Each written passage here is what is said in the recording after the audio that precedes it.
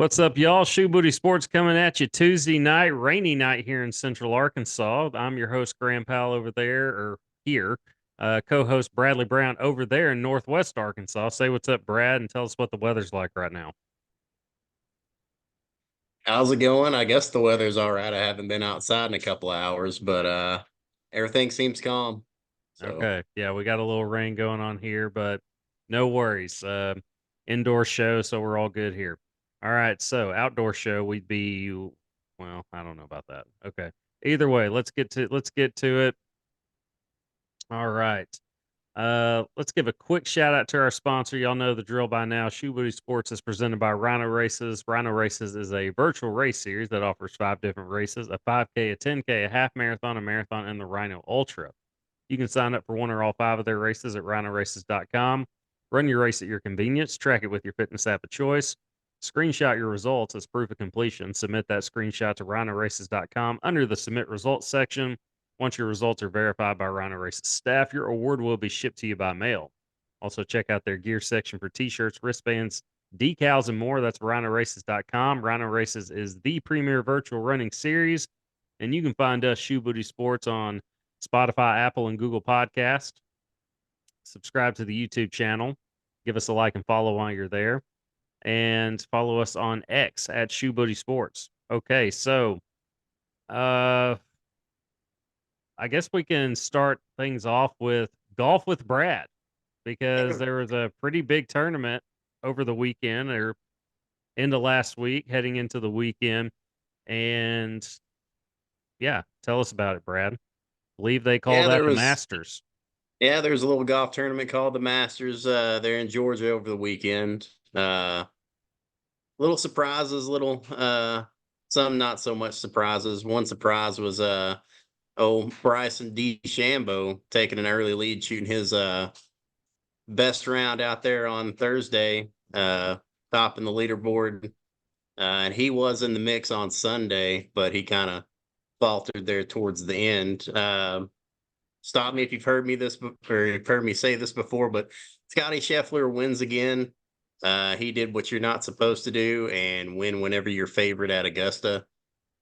Uh, it was he's like a machine, man. Every time somebody would creep up, make a move, get within one or two shots of him, he would just answer right back. And yeah, he took control of it.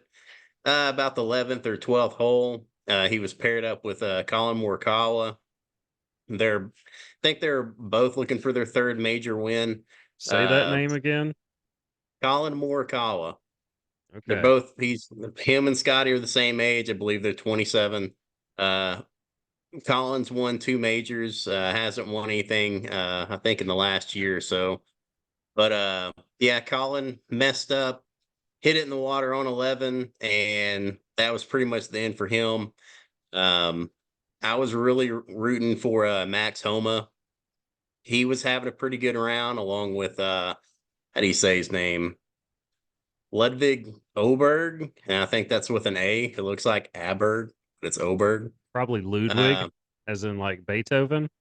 Ludwig, How do you spell it? Ludvig, I think. Oh, there is a V in there. Okay. Yeah.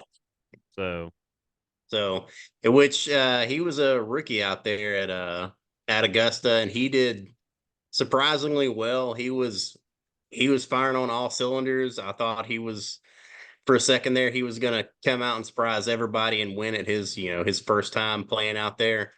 But he also found the water on 11 in the group in front of Colin, and I think he had another mistake there on like 12 or 13. But Max was doing pretty good until he had a bad break on 12.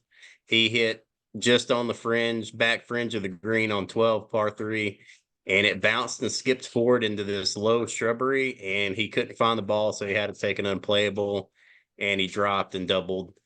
And after that, man, it was Scotty from there on out. He hit a safety shot on 12 to the left side of the green, which that's where you're supposed to hit it on Sunday at the Masters. And yeah, he never looked back. And yeah, he pretty much got to take a victory lap on hole 17 and 18 because Yeah, he was not going to screw that up. But yeah, he wins by, let's see, 4 strokes. So he had quite the lead. So nobody's really threatening him after those mess ups on 11 and 12. So it was fun to watch up until that point, and after that, it was okay. Well, we know who's winning now. So but yeah, it's a good weekend at Augusta. I wish I get the opportunity to go out there at some point.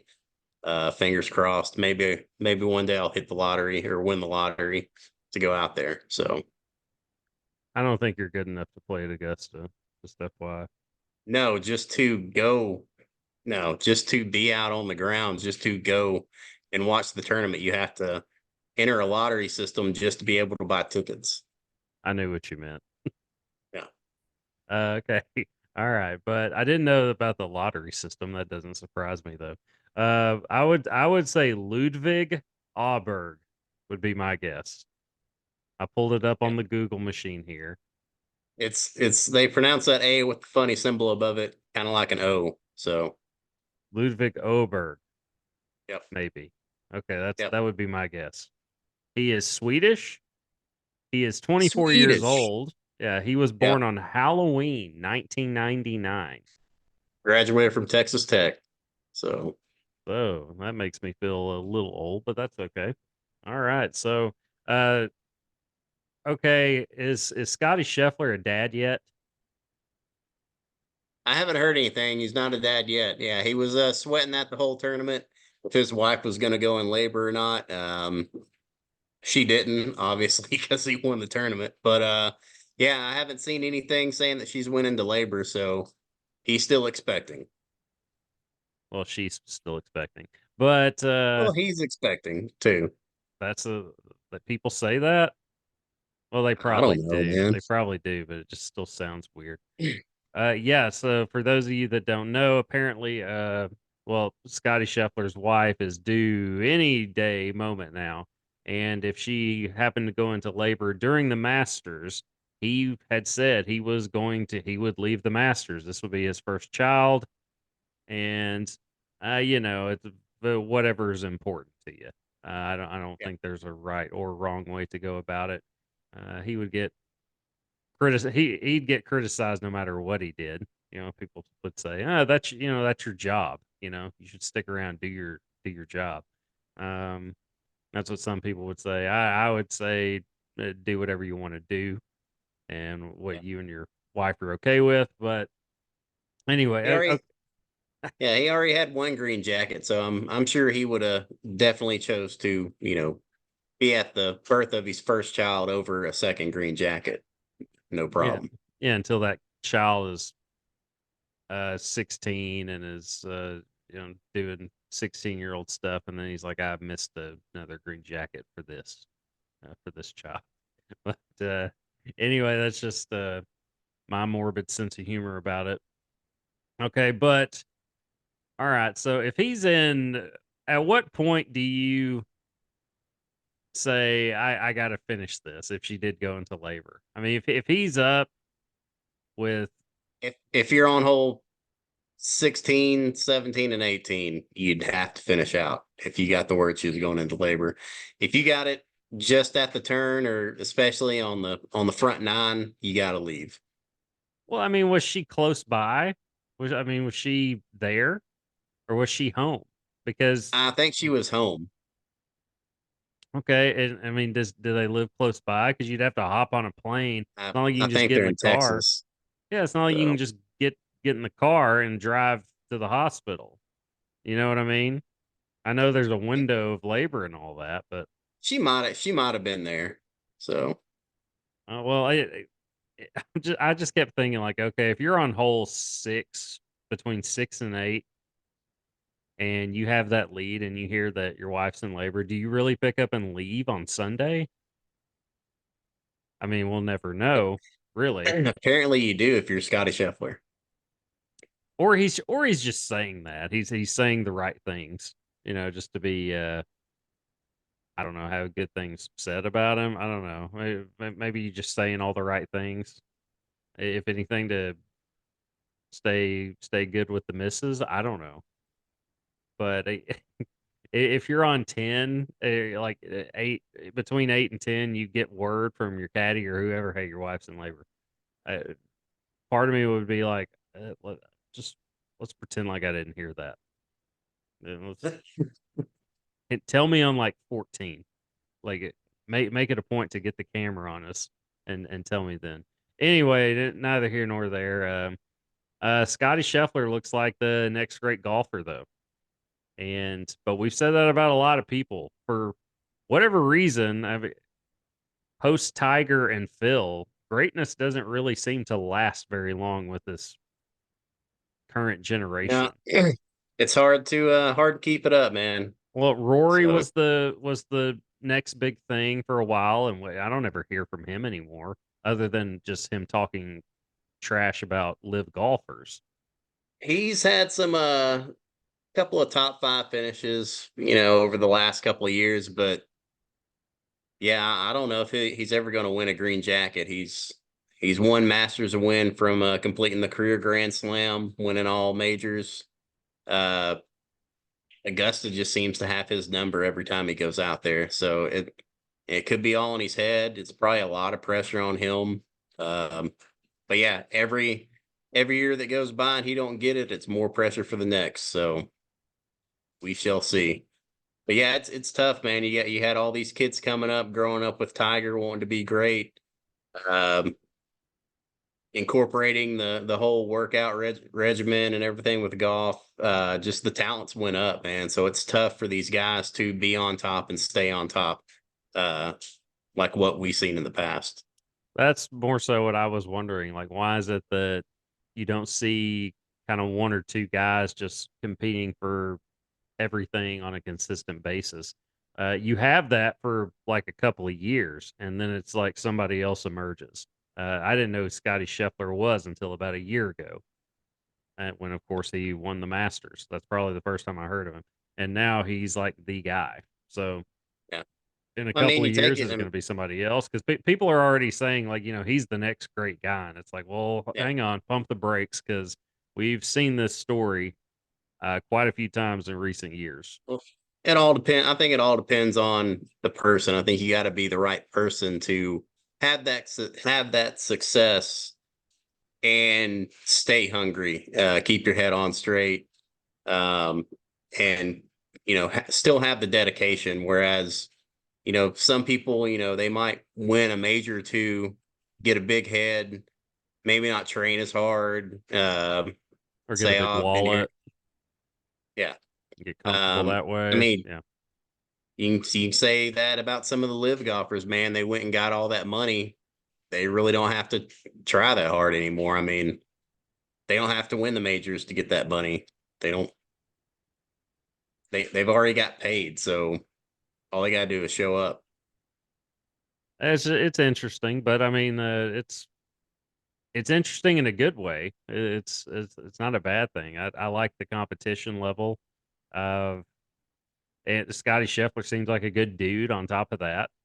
Yeah, Liked everything I've heard from him and his post game or post match, whatever we call it, pressers. You said he's 27.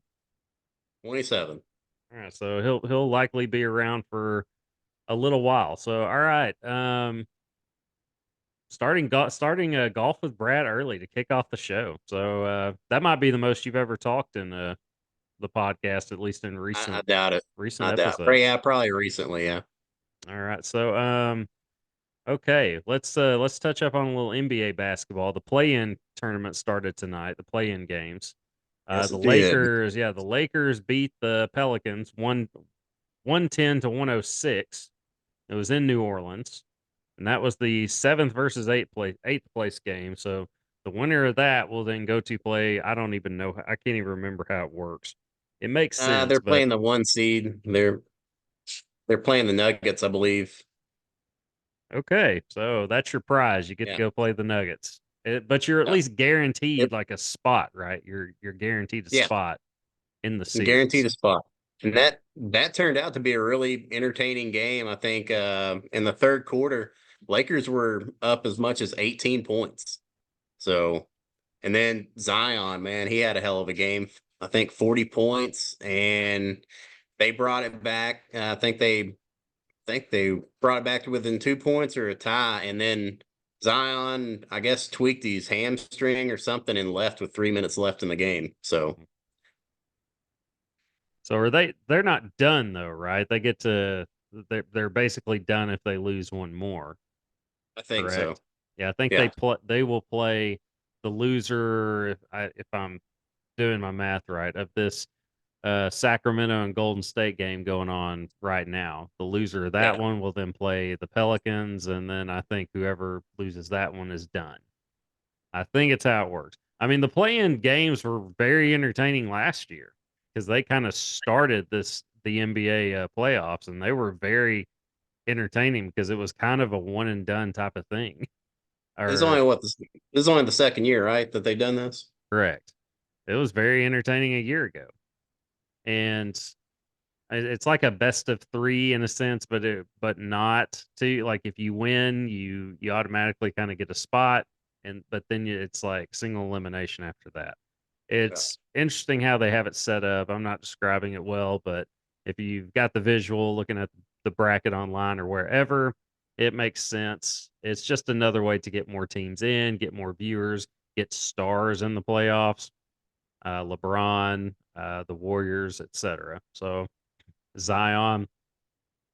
And Zion's had a much he's had a much better year. He's having a year more like the like we would have thought he would have coming out of Yeah. college. Of course, he's taking better care of himself now. He's in much better shape It's than down he. like 25 pounds or something. Yeah, so he's in much better shape, taking much better care of himself, and you're seeing the results of that on the court. So NBA play-in games going on. So playoff basketball is here. So fun times ahead of us About the for the time I start next. watching NBA basketball. Yeah, I mean it's because it goes on for over like what 2 months. It seems like it's a long postseason because it's Yeah. best of seven and it's highly entertaining at least in parts. Yeah. And so looking forward to that and looking forward to these playing games on top of that.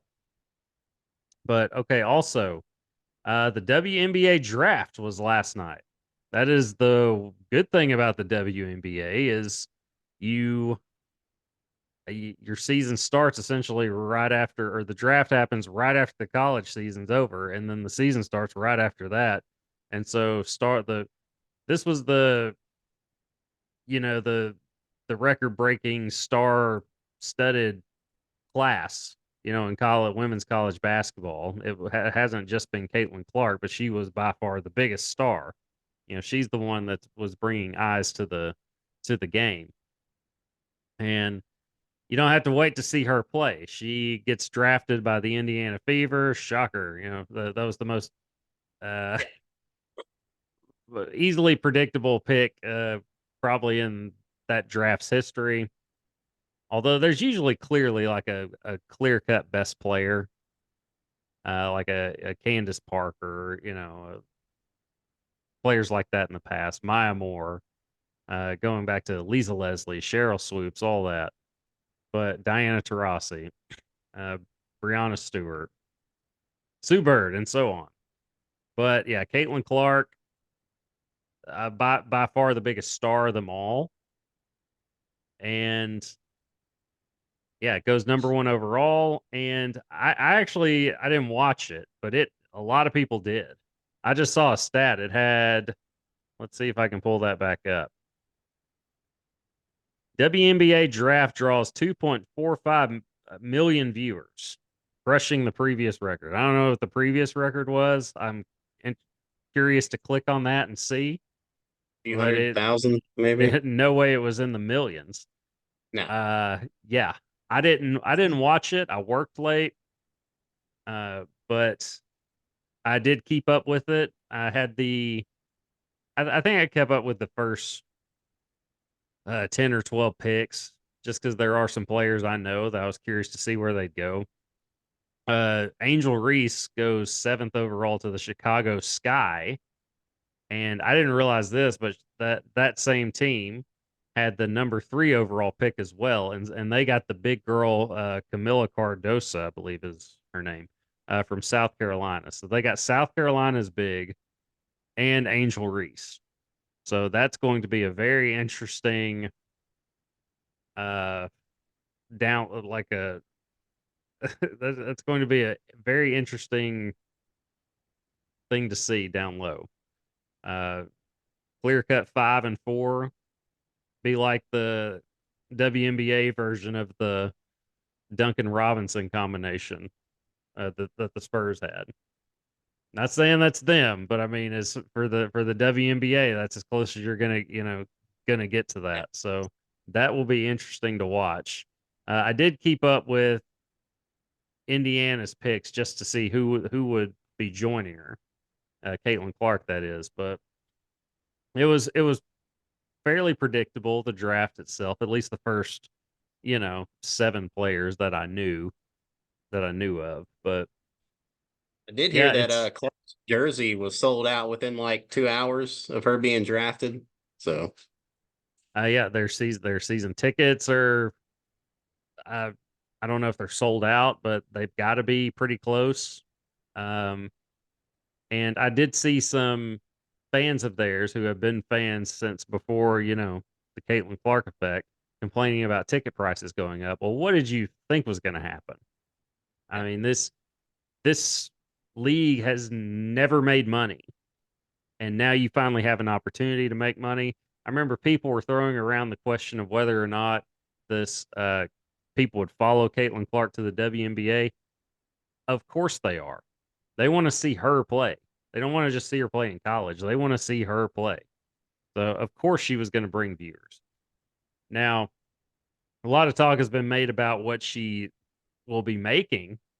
She'll be making essentially the above average salary of the average worker in the United States, but not much more than that. At least that's her salary. But yeah, here's the thing people aren't taking into account.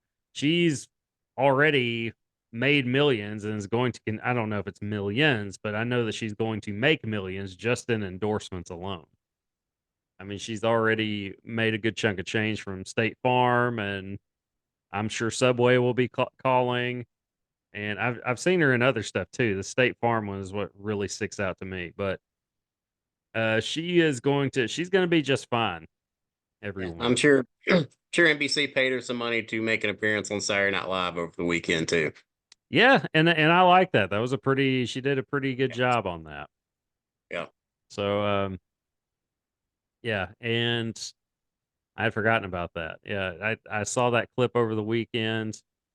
Yeah, I mean she's box office. I mean yeah. she's a star and she's going to bring viewers with her uh and to the league. And another reason why it makes last what we talked about last week with Diana Taurasi, Sue Bird and company, Brianna Stewart throwing shade at her. It's Yeah. like this young girl is 22-year-old girl is going to make all of you more money and is going to elevate your game to heights you never could have dreamed of. And like I mean they could not have fumbled that any more than they did. I'm not saying you got to just kiss up to her or anything like that. Nobody's saying that, but to bury her like they were doing, especially Diana Taurasi, is just stupid. Yeah. It was stupid. I mean, it's you're only burying yourselves in the process because you want to see your game elevate. So you should be building her up rather than tearing her down. I understand it's competition, but at a certain point, you're just being disrespectful. And Diana Taurasi was certainly that.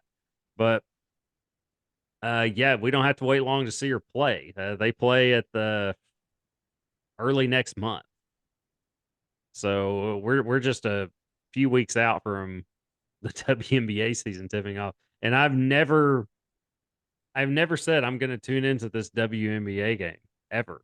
Yeah. And yeah, I'm going to definitely do that. Of Yeah. course, Indiana kicks off the season. I think it's like a Thursday night. So they tip off the season. Shocker there. So good planning at least by the league, although that's a no brainer. But Hmm. that's going to be interesting to see what they do. Now that Indiana team did have the number one overall pick last year. That's how they got Aaliyah Boston. So if you're back in that same spot again, I'm guessing you don't have much else around them. But I don't know. I haven't seen them play. I'm going to see them play plenty come this season. So we'll see what happens. But I can expect to see we can all expect to see just a huge jump in numbers and therefore profits. Ticket sales are already there, merchandise. So I think when as jealous as some of them are and will continue to be, once those paychecks start rolling in for everyone, they're going to see this is that kind of trickle down economics effect. I think the attitude will maybe change a little bit, at least internally, is with Caitlin Clark. From the other players, I mean. I would hope so. You'd think that, but naturally, but who knows, right? But either way, it's going to be fun to watch.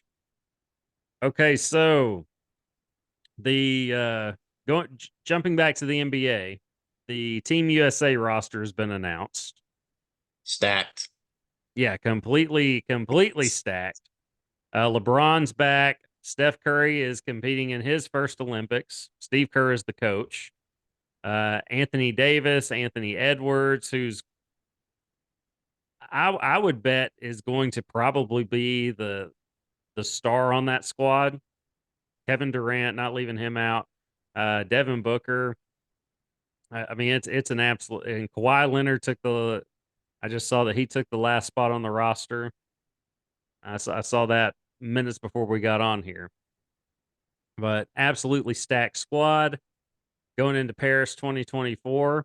Getting to hang out in Paris might have had a little bit to do with some of those players coming back, but I think it mainly started when the team that they had put together. What was it last summer in the FIBA World Championships? Yeah. Didn't do so hot. I think got eliminated. In I don't even know if they made the semifinal round. I think they did, but I think they didn't get to a medal game. I think that's what it was. And apparently, all the stars, LeBron, Steph, and crew got on the phone with each other and said, "Let's have one last run." KD, Kevin Durant included. Which Kevin Durant, I've said multiple times on this show, was the reason Team USA won Olympic gold in 21. It was Kevin Durant. He was the sole reason behind that. Um, but yeah, lots of like you said, stacked. Tatum's on the team. It's Tyrese Halliburton is another one. I think he's the only guy from those FIBA World Championship that team to join the Olympic team. So it's gonna be fun to watch, and this is gonna be the last time that we're gonna see this team as far as like LeBron, KD, and Steph's not gonna play again. Steph had never played in the Olympics. He had never competed in the Olympics until now, which I always found a little odd. It's like usually players will at least the stars will at least be in one. Yes. Steph was never in any of them, which I never understood why. Was it an injury thing or just what? I don't know. Maybe he had something in his contract. Who knows? Yeah, I don't see why that. Man, I don't know. I don't see how that could be in a contract, but like you said, who knows? But yeah, either way, he's going to be competing in Paris in 24.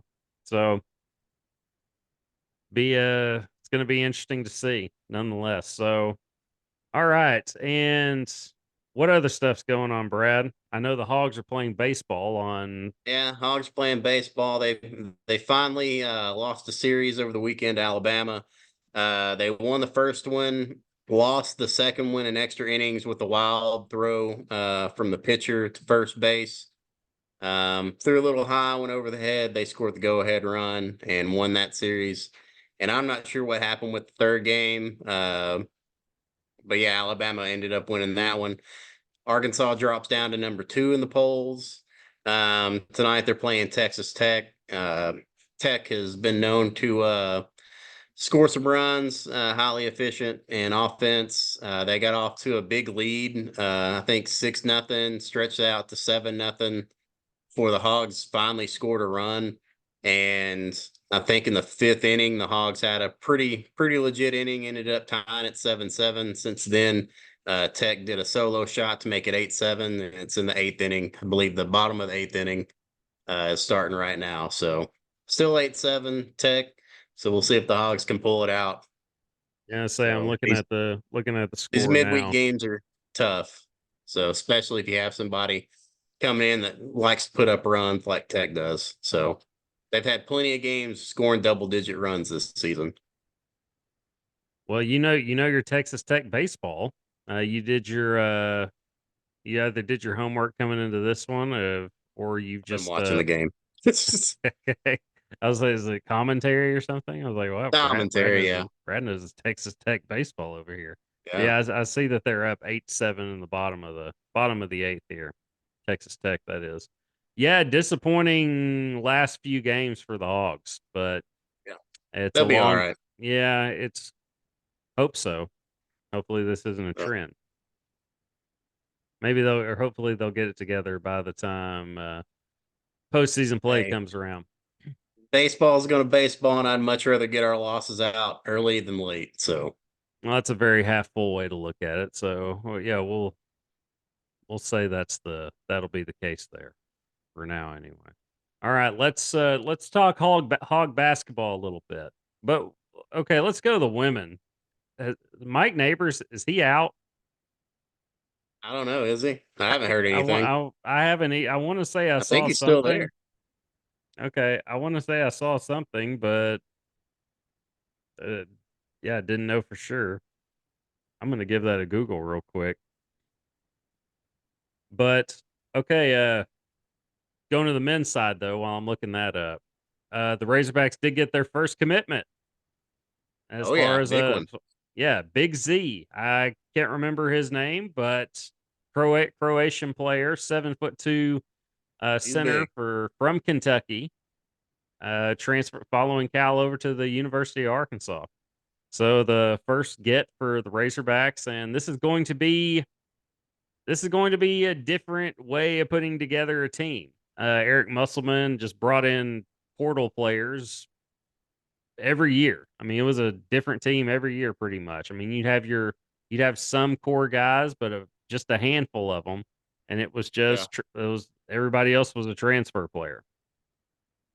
And I had heard their styles as far as recruiting goes. Of course, Cal is going to go get the big fish coming out of high school, and and wasn't real big on the transfer portal. Muss was different. I mean, he would go after those guys, but he couldn't get the guys that Cal could get. So he was reaching out to many players from the transfer portal. I heard Yeah. routinely it was in the 40s as far as players he'd contact, at least contact in the transfer portal. So different ways of putting together a team. And so it's we're not going to see as much of that under John Calipari, which is a good thing. You don't have to. Okay, but what about the hiring of Mark Pope at Kentucky? I did want to make sure we talked about this week. Kentucky, UK, Kentucky fans they were wanting to go after big fish, and then Yeah. you heard the guys that they were going after weren't interested. I know Scott Drew turned it down. I don't even know if anybody reached out to Billy Donovan. Maybe probably gave a phone call or had some way to at least gauge his interest. And I'm guessing he wasn't. And so you go get Mark Pope from BYU, a former player, Kentucky player, was on the national championship team in 1996, which I do remember that era of Kentucky basketball. That's back when Arkansas and Kentucky were both like the elite of the elite. And so you go get Mark Pope, and I'm expecting like some backlash, but Kentucky fans have just full on embraced it. I don't know how much of it is they actually believe that this is going to be the guy to get us back to where we want to be, but I don't see it. I don't see how this guy is going to be on the same level of what John Calipari did for you at Kentucky. I don't see how they're going to get anywhere near that. I think it's just wishful thinking at this point. Yeah, I'm in the same boat, man. It didn't give me the. Of course, I don't think it was supposed to give me the warm and fuzzies whenever I heard the name for Kentucky. So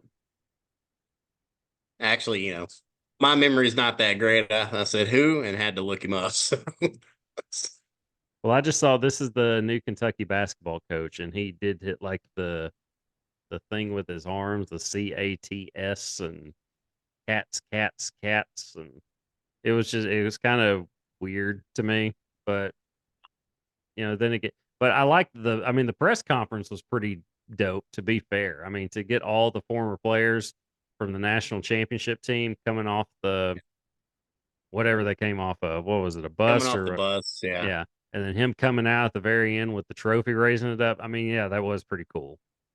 But I don't know.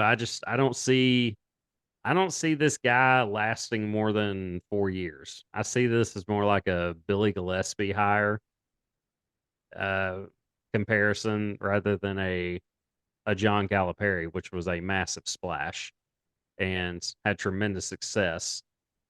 Not so much in the past few years, but really it was just in the tournament. I mean, they had good records in the regular season and just came up short in the tournament, the big dance. But I don't know. I don't think this is going to go as well as Kentucky fans hope it does.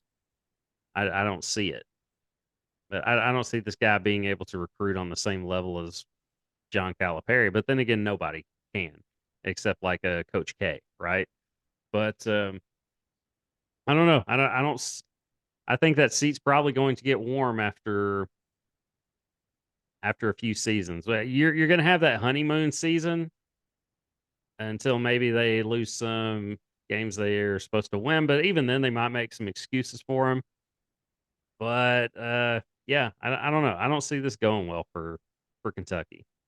I'm not gonna lie and say that I hope it does. I mean, I'm a Hog fan, yeah, and there's a natural rivalry here now, and it's going to be fun to watch. But uh, do look forward to seeing what so the win-win thing people talk about as far as a win for Kentucky and Arkansas. I don't necessarily agree with that. I think it's a yeah. big win for Arkansas. Jury's still out for Kentucky, but I don't see it. I don't see it going well for them. What say you? Yeah, I'm in the same boat, man. It's a win and kind of a push. Win for Arkansas, kind of push for Kentucky. Only time will tell. But hey, at least they got a guy that wants to be there, I guess, and he knows what he's after apparently. So it could work. I'm not sold on it yet. So Same here, but we're going to see. By the way, Mike Neighbors is still at the University of Arkansas, so I don't know. I guess I just saw something funny on X. But we're out of time, but we're going to be back next week and talk more about it then. Till then, this is Graham Powell. Bradley Brown, Deuces, y'all. peace.